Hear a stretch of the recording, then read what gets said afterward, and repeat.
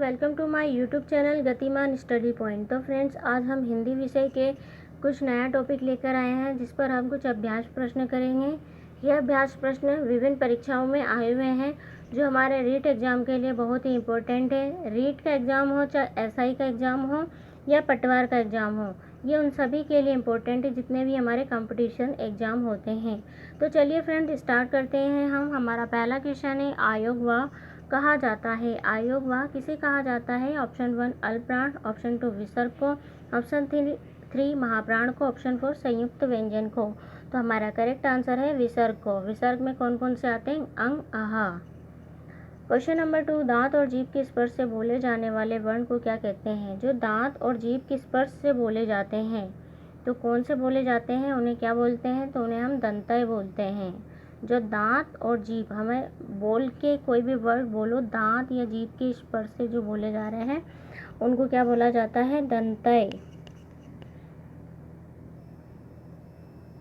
Question number 3, निम्नलिखित ध्वनियों की निर्दिष्ट विशेषताओं में कौन सा अशुद्ध है? ऑप्शन 1 च तालव्य महाप्राण, ऑप्शन 2 ख महाप्राण कंठय, ऑप्शन 3 त अल्पप्राण दंतय, ऑप्शन 4 म ओष्ठ्य सघोष। तो इसमें अशुद्ध है च, तालव्य और महाप्राण, ये अशुद्ध है। जो हमारा च, छ, ये जो च है, च क्या होता है? स्पर्शी संघर्षी है। ये तालव्य और महाप्राण से नहीं बोला जाता है इनको। क्वेश्चन नंबर 4, निम्नलिखित में कौन सा कथन अशुद्ध है? ऑप्शन 1 दो महाप्राण व्यंजनों का उच्चारण एक साथ हो सकता है, ऑप्शन 2 हिंदी में ज्ञ का उच्चारण परंपरा से भिन्न हो गया है, ऑप्शन 3 छ संयुक्त व्यंजन है, ऑप्शन 4 विसर्ग कंठय वर्ण है। तो करेक्ट आंसर क्या है इसका? ऑप्शन 1 दो महाप्राण व्यंजनों का उच्चारण एक साथ हो सकता है। कौन सा है correct answer? Option 1। Option 1 is हमारा करेक्ट। महाप्राण वर्ण कौन से होते हैं पता है आपको? जिन वर्णों के उच्चारण में अधिक श्वास की आवश्यकता होती है वो महाप्राण कहलाते हैं। और महाप्राणों में कुल कितने वर्ण होते हैं? 14 वर्ण होते हैं।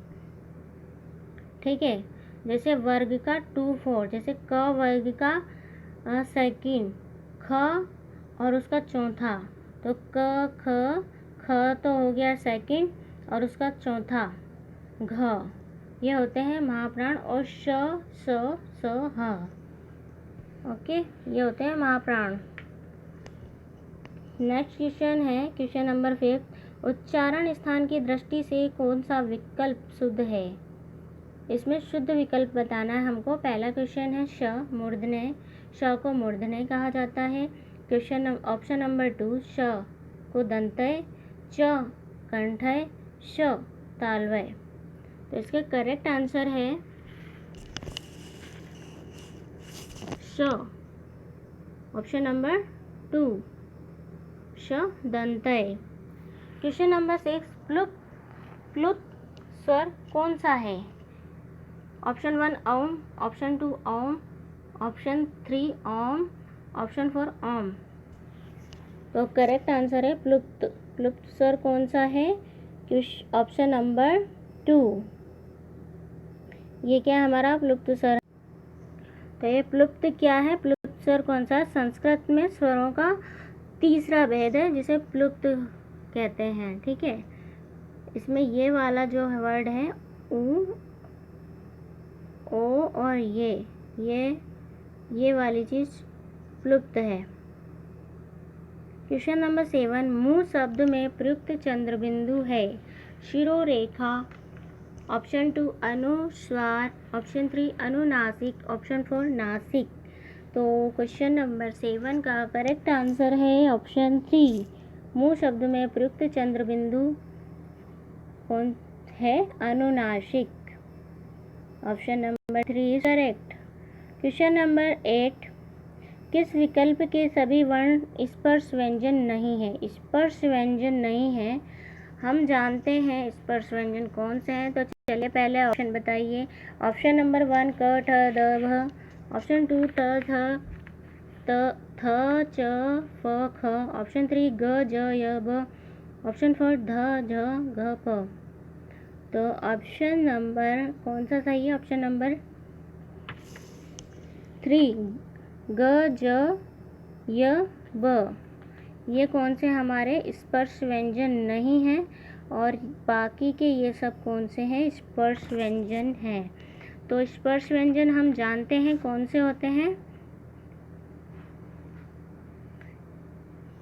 स्पर्श व्यंजन होते हैं क से म तक। इन्हें हम क्या बोलते हैं?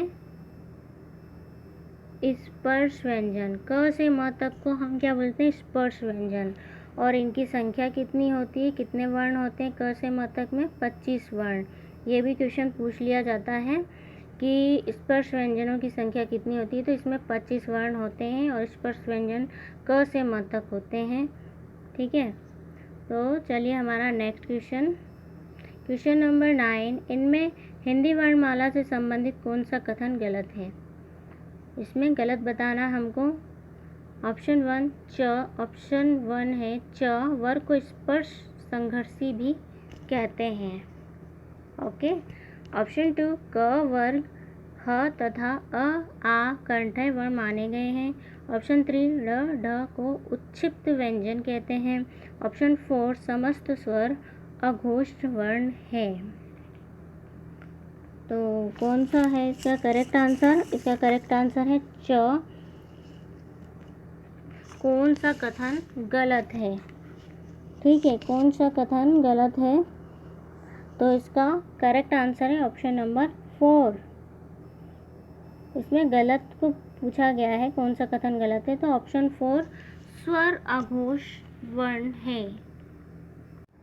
ऑप्शन नंबर 4 में कहा गया है कि समस्त स्वर अघोष वर्ण है, तो ये गलत है। अघोष वर्ण कौन से होते हैं? जिन ध्वनियों के उच्चारण में स्वर तंत्रिकाओं में कंपन नहीं होता उन्हें अघोष वर्ण कहते हैं। और ये व्यंजन होते हैं, कुल 13 व्यंजन होते हैं। और अघोष वर्ण में वर्ग का प्रथम और द्वितीय व्यंजन और इसमें श, स और श, ये सभी क्या हैं? अघोष वर्ण। Question number 10। इनमें से किस विकल्प के सभी वर्ण मूर्धन्य हैं? तो इसका मूर्धन्य है पूछा है इसमें। क्वेश्चन नंबर 10 है, इसका आंसर दे रखा है। मूर्धन्य वर्ण कौन से होते हैं? हम क्वेश्चन नंबर 10 को दोबारा रिपीट करेंगे कि इनमें से किस विकल्प के सभी वर्ण मूर्धन्य हैं। हम जानते हैं कि मूर्धन्य वर्ण कौन कौन से होते हैं। मूर्धन्य वर्ण होते हैं ट, ठ, ड, ड़, ढ, ण, र और श। ये श। ठीक है, तो इसमें ट भी है, ढ भी है और श भी है, लेकिन फ नहीं है, इसलिए ये गलत। इसमें क्वेश्चन ऑप्शन नंबर 2 में ठ भी है, ण भी है, लेकिन ये दोनों नहीं है, इसलिए ये भी गलत। ये मूर्धन्य नहीं है। इसमें ऑप्शन 3 में ण ऋषि है, ढ है, लेकिन झ नहीं है, ये गलत। लेकिन इसमें र है, ये मिल गया, ड है, ये मिल गया, श है, ये मिल गया और ट है। तो हमारा ऑप्शन नंबर 4 इज करेक्ट।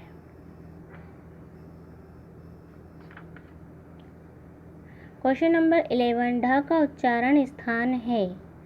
11 क्या है? ऑप्शन नंबर 1 कंठ, ऑप्शन नंबर 2 तालु, ऑप्शन नंबर 3 मूर्धन्य, ऑप्शन नंबर 4 दंत। जैसा कि अभी हमने ऊपर किया था, तो ढ का क्या है? ऑप्शन नंबर 3 मूर्धन्य। Question number 12। निम्न में से संयुक्त व्यंजन है। श ऑप्शन 1, ऑप्शन 2 ब, ऑप्शन 3 भ, ऑप्शन 4 श। तो इसका करेक्ट आंसर है ऑप्शन 1। ये संयुक्त संयुक्त वर्ण है। कौन सा है? श्र है। संयुक्त वर्ण कितने होते हैं? 4 होते हैं संयुक्त वर्ण।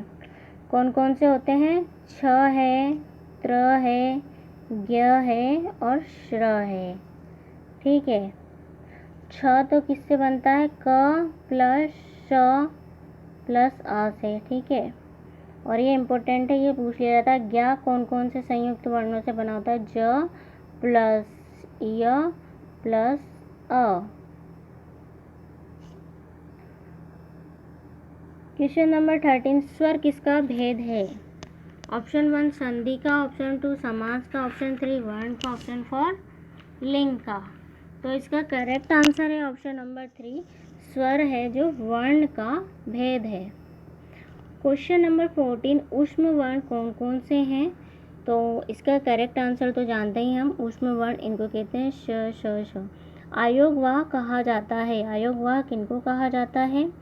1 महाप्राण को, 2 अनुस्वार एवं विसर्गों को। तो हमारा करेक्ट आंसर है 2 अनुस्वार एवं विसर्गों को। हम हमारे संज्ञा के प्रश्न यहाँ से शुरू होते हैं। चांदनी चौक में कौन सी संज्ञा है?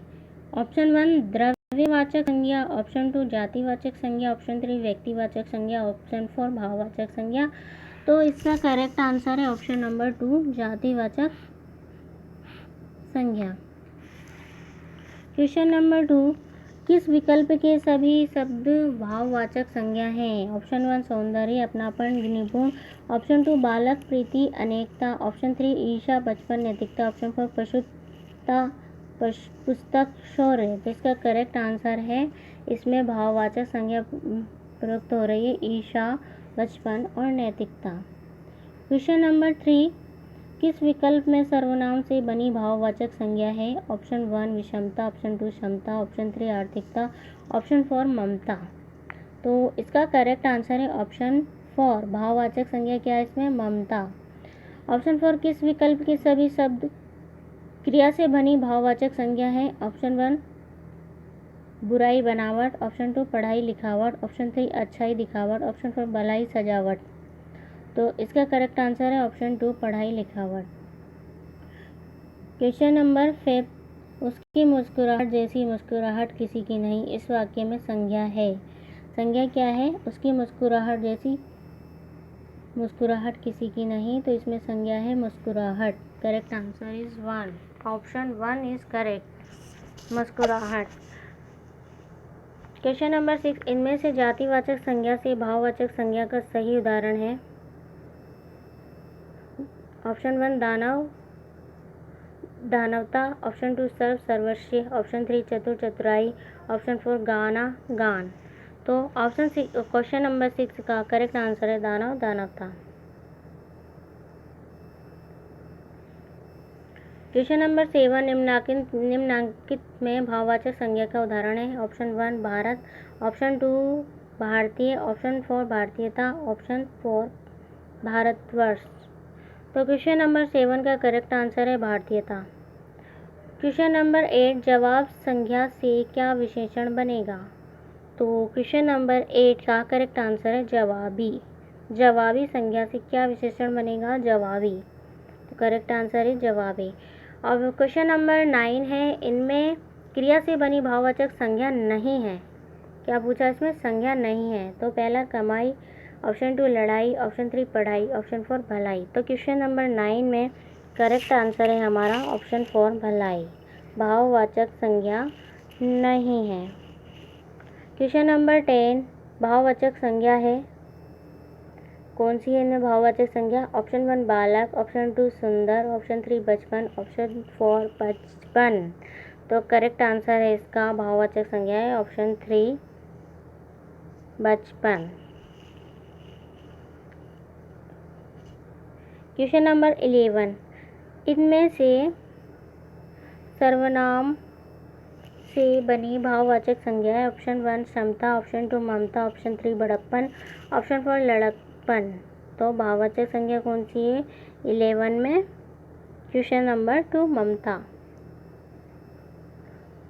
क्वेश्चन नंबर 12 और ये हमारा लास्ट प्रश्न है, निम्न में से किस विकल्प में सभी जातिवाचक संज्ञा है? ऑप्शन 1 भारत, रामायण, मोहन। ऑप्शन 2 पुस्तक, पहाड़, नदी। ऑप्शन 3 जयपुर, लड़की, बुढ़ापा। ऑप्शन 4 गंगा, हिमालय, मनुष्य। तो इसका करेक्ट आंसर है पुस्तक, पहाड़, नदी। तो चलिए फ्रेंड्स, आज का हमारा वीडियो यहीं समाप्त होता है। ये हमारे कुछ अभ्यास प्रश्न थे जो सभी किसी न किसी एग्ज़ाम में आए हुए हैं, तो ये बहुत ही ज़्यादा इम्पोर्टेंट है, तो इनका आप रिवीजन कीजिए। हम नेक्स्ट वीडियो में नेक्स्ट 2 टॉपिक का फिर से वीडियो लाएंगे और हम संस्कृत के भी कुछ प्रश्न अब लेकर आएंगे। तब तक के लिए बाय बाय, मिलते हैं नेक्स्ट वीडियो में। Okay bye.